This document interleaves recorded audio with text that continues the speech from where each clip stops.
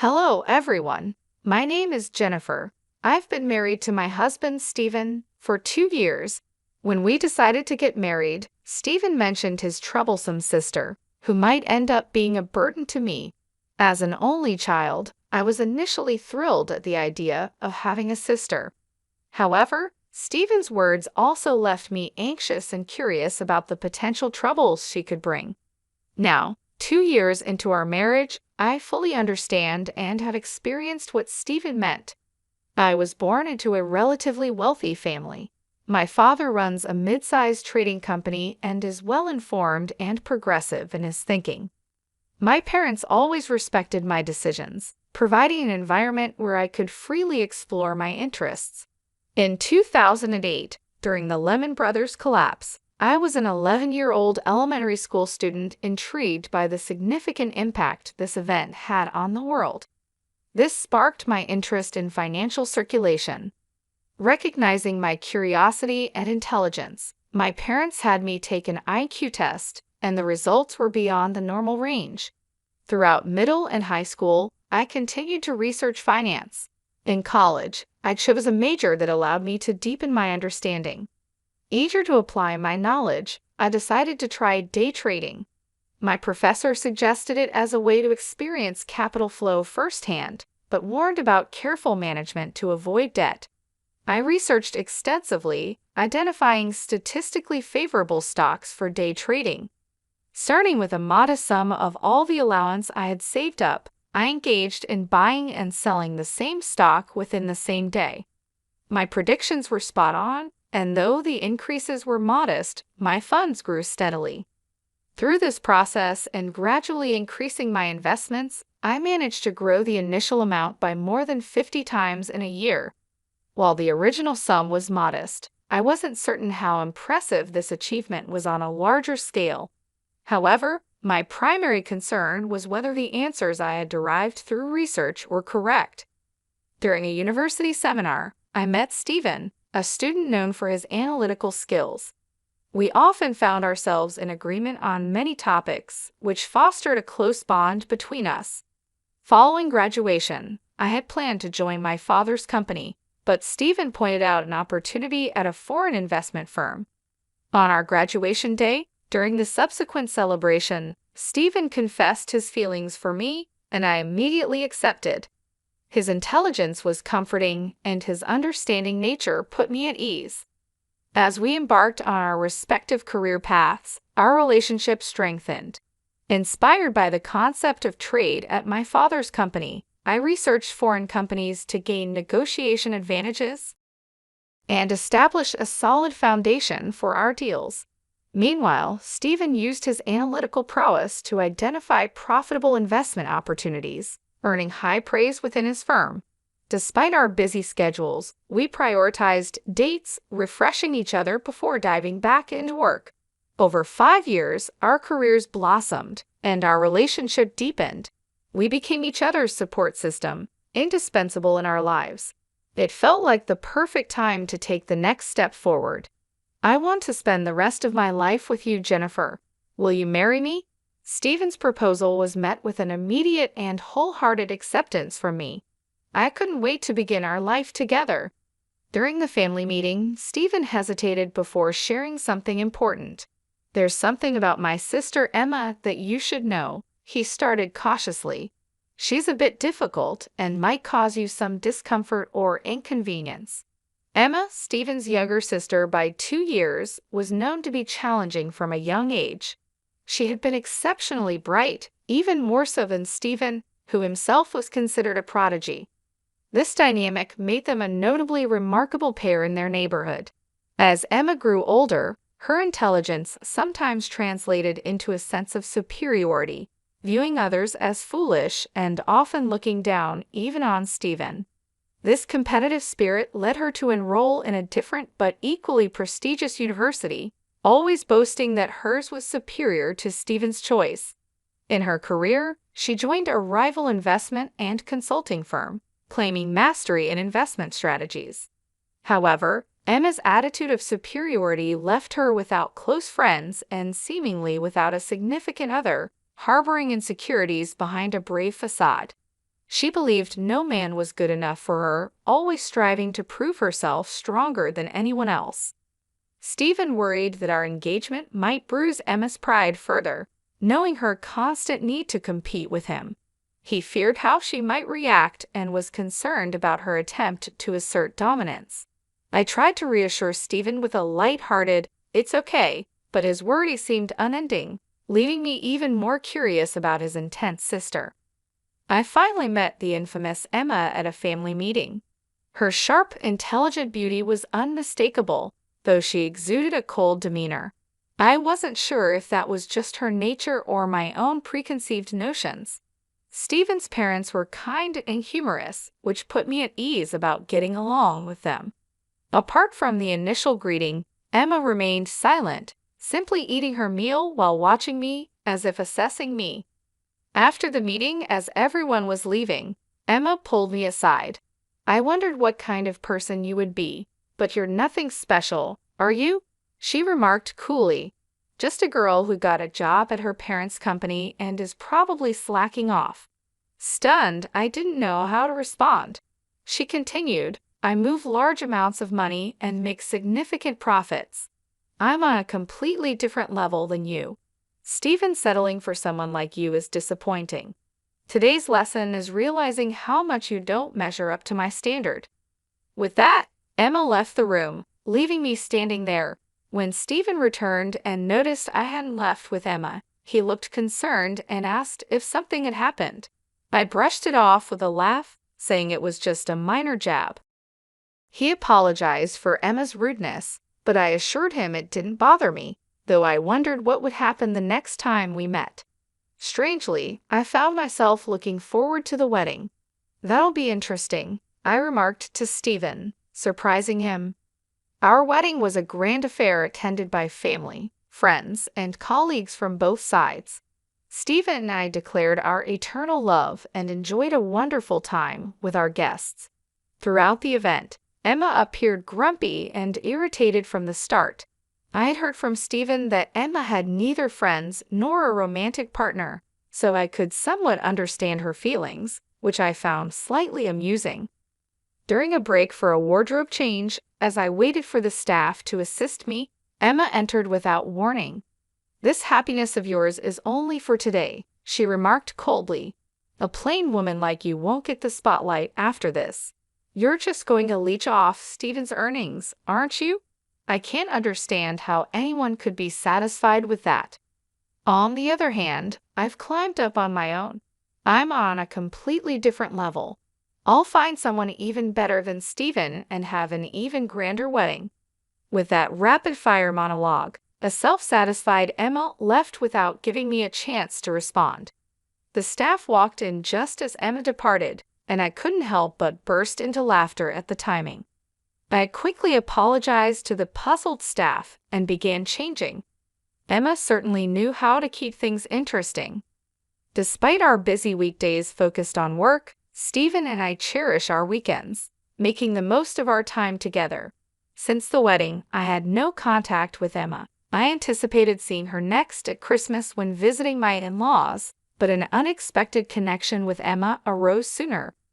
My father sought external consulting for asset preservation and expansion at his company, and although I offered to handle it, he opted for outside expertise from a specific firm. When I heard the firm's name, it struck a familiar chord, but I couldn't quite place it. At the first meeting with the consulting firm, I was taken aback to see Emma among the representatives. The familiarity dawned on me. This was Emma's firm. Emma seemed equally surprised to see me but quickly composed herself and greeted me professionally. It silently became our agreement to act as if we were meeting for the first time, keeping our sister-in-law relationship a secret from the other team members. When I told Stephen about the encounter at home, he surprised me by saying Emma had already called him. "This is ridiculous. I can't work with her. She was just complaining," he said, suggesting I might want to step away from the project. I found the situation amusing and laughed it off, but I knew I had to remain professional. During the meeting, I pointed out flaws and inadequacies in their proposals, backing my arguments with perfect logic. My casual arguments unsettled them. Emma tried to fight back with past examples and mathematical evidence, but I skillfully exposed their weak points, leaving them silenced. The meeting ended in my favor, with the other team agreeing to prepare a second proposal for the next meeting. As I relaxed with coffee after they left, I received a phone call meant for me. It was Emma. "Today you might have gotten the better of me, but I won't let it end like this," she declared. "Someone as excellent as me can't be bested by you. You're just running wild, carrying everything on your own, Jennifer." Amused, I replied calmly, "Emma, you need to rely on your colleagues and work together to make progress." "What gives you the right to lecture me?" she snapped. "I don't need guidance from someone like you." With that parting shot, she hung up. I burst out laughing, still holding the phone, drawing curious glances from nearby colleagues. From then on, I took full control of the meetings. Their teams scrambled to respond to my points, often finding themselves in a defensive position. Emma tried desperately for a comeback, but always fell short. Her frustration was plainly visible, though she managed to maintain her composure. Reflecting on this with Stephen later, he mentioned, "Emma has never been outdone by anyone before. Plus, Mom told me Emma found out that a guy she liked already had a girlfriend and got rejected before even confessing. That's probably adding to her irritation." I couldn't help but let out a surprised "ha" and stifle my laughter. As the consulting project finally concluded successfully, the opposing team leader thanked us, expressing how much they had learned. As everyone dispersed, Emma and I ended up alone. "I'm not satisfied with how things went. I'll make sure to get the better of you next time," Emma declared, her tone sharp. "Just so you know, I'm more excellent. I even bought a tower mansion at my age. Only someone as outstanding as me could afford a brand new tower mansion." Emma had made waves as an investor and had managed to earn enough for such a purchase. "We'll toast among the elites, looking down on the commoners below. You, as one of those ordinary people, should just look up in despair," she added, leaving after her piece. As usual, Stephen confirmed that Emma's claims were true. She had indeed found success as an investor and recently purchased a tower mansion to live in on her own. Emma was undeniably talented, and such an achievement was well within her reach. While luck played a part, I genuinely wanted to congratulate her. A few days later, during the weekend, I had business at a tower mansion. As I stopped at a mid-level floor, a door opened and, to my surprise, the resident stepping out was Emma. We locked eyes and both exclaimed in surprise, "Why are you here? If you're not invited to the party, did you come to clean?" I blurted out. Emma chuckled. "It seems today is the day of my celebrity home party. But no, not at all. I'm here to deliver something to an acquaintance on this floor." "You have an acquaintance here, and you came down from where?" I asked, puzzled. "My home is on the top floor of this mansion. Naturally, I had to come down," Emma explained matter-of-factly. "But you and Stephen live in a single-story house, don't you? How can you have a home here?" I countered, bewildered. "Stephen can't handle heights. That's why our house is single-story." Emma replied calmly, "This place is my office and workshop." "Your workshop is on the top floor of a tower mansion," I said incredulously. "This whole place is mine," Emma stated firmly. "Why shouldn't I use the top floor?"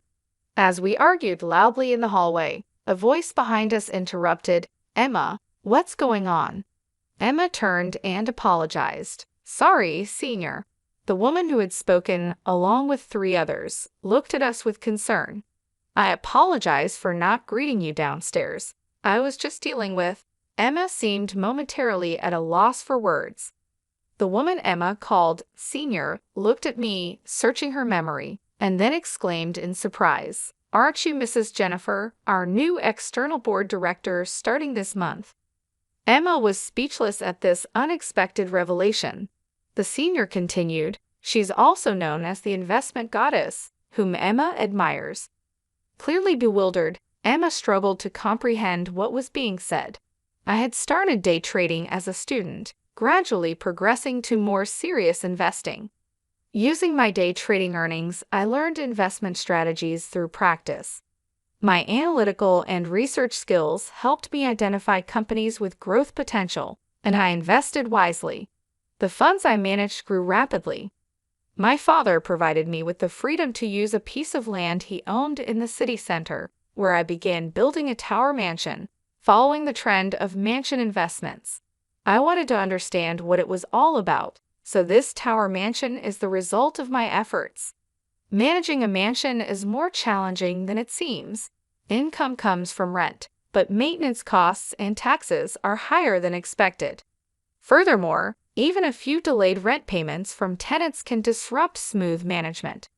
Regarding being called the investment goddess, that seems to be a recent label for me, coined due to my extraordinary success in investments. Hearing that Emma admired me was a surprise. Emma was too stunned to keep up with the unfolding situation. That's why my room is on the top floor here, I explained. I own a significant share of your company, which made me a board director. Emma was overwhelmed by this unexpected turn of events.